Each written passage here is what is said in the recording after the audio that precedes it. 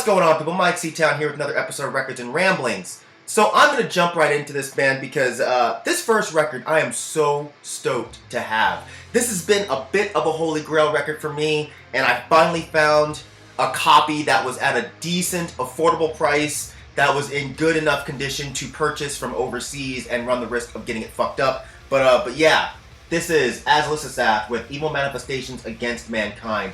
This came out in 2014, and I heard it at the tail end of the year, so it didn't make my 2014 list, but this would have definitely been in the top 5, because this is probably one of the best black metal records I've heard in the last 5 years. This is some cold, raw, nasty, ugly black metal that is just perfect in every single way. It's perfectly freezing cold riffs, perfectly pained vocals, man. And there's such a great atmosphere to this record. It has such a sad and somber feeling. But yeah, it sold out pretty quickly on the first press, and I've been kind of looking for it ever since then. But dude, this thing is fucking beautiful, man. Here's the front cover.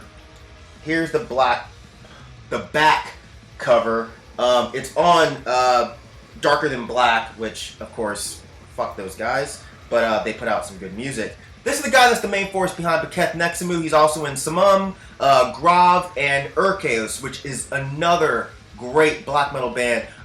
This guy is an absolute genius when it comes to black metal, and this is a masterpiece. They have 2 other records, one before this, which I'm not that into, but I would still love to own, and another one after this, which I haven't even heard, because it's impossible to find. You can't even find it digitally. But yeah, it also comes with this insert, which is really, really cool. It's such a throwback to the old style of black metal. Like, even the cover with the what looks like the Xeroxed treatment there. It's just, man, dude, seriously, if you like black metal and you've not heard this record, you are missing out. This shit is fucking amazing. I've been buying a whole lot of black metal records, and I don't know why. So I'm trying to kind of get back to buying other genres as well, like I used to. Because, fuck, I've been listening to a lot of other shit lately outside of black metal, and this is one of those records. This is Childish Gambino with Stone Mountain and Kauai. I was just listening to this the other day on my iPod, and I realized I have not bought this physically, so I jumped right on that. This isn't the official version, so it doesn't sound perfect, but it definitely sounds pretty fucking good. But I love every song on this album. Great R&B mixed with like some art pop, and it's done extremely well. I'm really looking forward to his new album, by the way. But yeah, here's the front cover. Here's the back cover. There's no insert. It's also on this nice clear vinyl. If you've not heard this record, I actually did a review for this. I'll try to remember to put that in the description section down there. But this record's fantastic, man. Make you feel good, make you feel good, alright. It's one of the best Gambino songs ever. These next 2 records are by my favorite band, which is Current 93, and they were part of a box set that came out, and it sold out relatively quickly, but it was a box set of like live tracks and rarities. Luckily, a couple of these records were sold separately, so I was able to score some of them. But this one is Live in Amsterdam, December 8th, 1984. It also has some tracks from Live in Hamburg from June 16th, 1985. This is more of their industrial stuff, more than the folk stuff, but it's a lot of noise, which I love their noise era. But yeah, this is fucking good stuff, man. Front cover, back cover. It actually comes with a nice hard stock insert here. And this one is Current 93 live in Tokyo, December 20th and 21st, 1988. So this is more of the folk stuff. This is more stuff from like Swastikas for Nadi, which I love that record. The recording isn't fantastic, but that's okay. It's still listenable, which is all that matters, and it kind of adds to the atmosphere that the recording is a little bit poor. But it's definitely worth picking up if you can find a copy. This is the front cover, and this is the back cover. And I don't know if the guy who sold me this just didn't fucking have the insert or didn't put it in there, but this one doesn't have an insert. So if anybody else has this record and wants to tell me if they have an insert, and if there is an insert, I would love to get a copy of it. So yeah, let a brother know.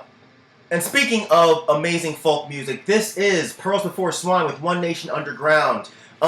This is one of the best psychedelic folk records of all time. in my humble opinion. Tom Rapp is an absolute genius. It's hard to come by any Pros Before Swine records anymore that are actually in good condition, but I found this for really cheap, like stupid cheap. I mean, of course it's a repress, it's not original, but it doesn't matter, man. This record is amazing. It's beautiful, soft, subtle folk music. Picture Jim Croce mixed with incredible string band and then toss a little bit of Donovan in there, and you'll kind of have an idea of what to get with this record. If you like psychedelic folk, if you like neo folk, I definitely think you should pick this up. This is the front cover. This is the back cover. And it's on this nice red vinyl. I know I need to get rid of this thing. I hate these fucking sleeves. These next two records, I'm actually surprised I haven't shown yet, because I've had them for a really long time, but I don't know. I guess I'm slipping, y'all. Anyway, Skaphe, self-titled. I didn't get hip to Skaphe until their newest record, Skaphe 2, which is fucking amazing. Great, claustrophobic, ugly black metal from Iceland. This shit, absolutely terrifying. If you like Misfirming, I really feel like you'll enjoy this too. But yeah, here's the front cover, back cover. This is like a smoky maroon vinyl. I'm sure you probably can't tell on the camera, but it's really fucking nice. And it comes with this nice insert here, which doesn't really do anything for me, but I guess it's still cool to have. I'm telling you, man, Fallen Empire is practically untouchable when it comes to black metal. They put out such quality releases, man. And this is Skaphe 2, which this really should have been on my best of 2016 so far list, but it just totally skipped my mind. So expect to see this at the end of the year. I think it's even better than the last one. It's darker, it's noisier. It sounds like you're in a basement tied up and being tortured listening to this record. But yeah, truly terrifying. Front cover, back cover. This one's just on black, so I won't bother showing you that, but it has another insert here, which again, I don't really get it. Doesn't really do much for me, but this is an amazing album, and if you, again, love black metal, you need to listen to this record because it'll blow your mind. And the last record I'm going to show you in this edition of Records and Ramblings, this is Hank Snow, Songs of Tragedy.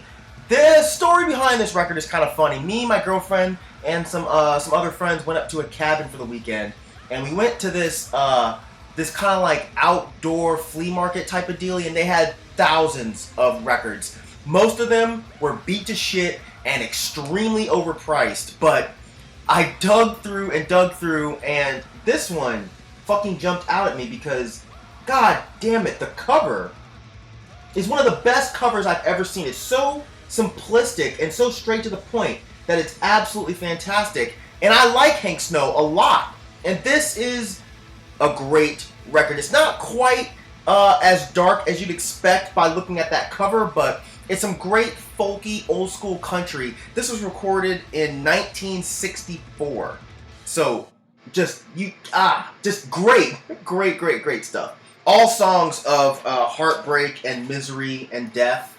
You know, three things that I love to hear people talk about because, you know, I'm a sick misanthropic motherfucker.